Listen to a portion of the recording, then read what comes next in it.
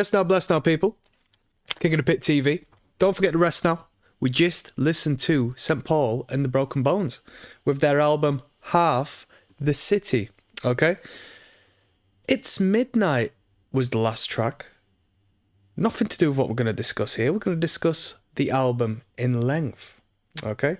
The album in length is 12 tracks, well produced, and it was an enjoyable experience. It was recommended over on the Patreon by my friend Michael.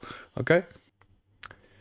So, this was a soulful record, and I went on a little bit of a tirade during the listen through in explanation that I am not very well versed on soulful music. Do I enjoy soul? Yes. Are there some names out there that I really appreciate and enjoy the music of? Yes.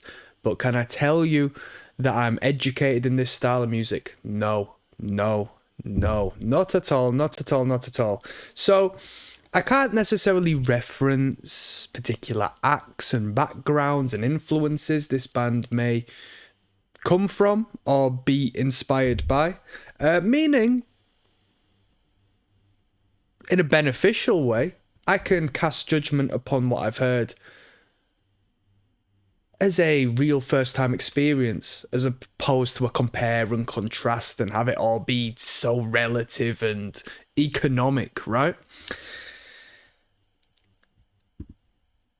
12 tracks was a substantial amount of material.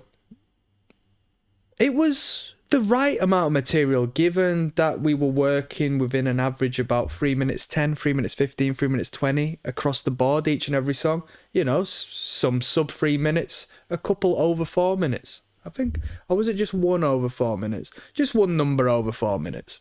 But we're generally erring between 3 minutes, 3 minutes 30. That's good for me. And given the instrumentation and the space to develop and the writing style of taking us in this great journey that escalates each and every track, I'm surprised they're able to compose it and concentrate it in such a short amount of time. Really unique as far as I'm concerned, an act being able to do that.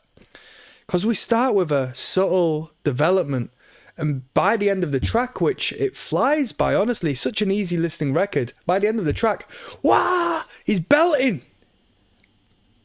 Which takes me onto the vocal line. Phenomenal frontman, phenomenal vocals, powerhouse of a frontman. Each and every tune by the end of it, he's belting! He's going mad!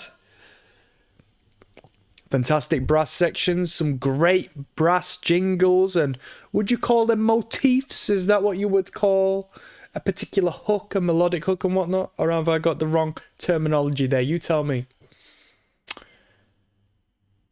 Bassist, alright. I wasn't, you know what, this is the first time I've ever said this. I wasn't too fond of the bassist's experimental nature during the record. Sometimes he was taking it for a walk and it was like, whoa, don't take it for a walk right now. You know, let it breathe. Everyone's letting it breathe. And you're going a bit mad. Drumming was okay, did the job. Guitar work was good. Interesting tone on the guitar. Very sturdy, blocky overdrive on the guitar, and it was prominent at times. An odd choice of tone for the guitar, but I'm not saying it didn't work. I'm just saying it was unique in its own way. Overall, the production was good because it allowed each and every instrument to have its own space. And in having its own space, it created a question of me wondering how many people are actually in the band. And when I saw an image of the band, I was like, whoa, there's a lot more people in here than what I initially assumed. I'm going to rate this album an 8 out of 10. I thought it was good. I thought it was talented. I thought it was consistent. I thought it was easy listening. I thought it was powerful. I thought it was emotive. I thought it was expressive. I thought it was creative. I thought it was well packaged. I thought it was an enjoyable experience. I'm signing out. Peace.